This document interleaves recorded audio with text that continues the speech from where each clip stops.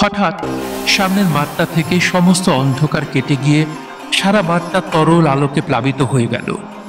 প্রদ্যুন সবিস্ময়ে দেখল মাঠের মাঝখানে শত পূর্ণিমার জ্যোৎস্নার মতো অপরূপ আলোর মণ্ডপে কি এক জ্যোৎস্না বরণী অনিন্দ সুন্দরী মহিমাময়ী তরুণী।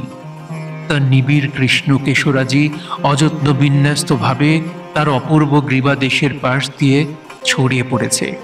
তার আয়ত নয়নের দীর্ঘ কৃষ্ণ পল্লব কোনো স্বর্গীয় শিল্পীর তুলি দিয়ে আঁকা। তার তুষার ধবল বাহুবল্লী দিব্য পুষ্প ভরণে মণ্ডিত। তার ক্ষীণ কোটি নীল বসনের মধ্যে অর্ধ লুকায়িত মণি মেখলায় দীপ্তিমান। তার রক্ত কমলের মতো পা দুটিকে বুক পেতে নেবার জন্যে মাটিতে বাসন্তী পুষ্পের দল ফুটে উঠেছে।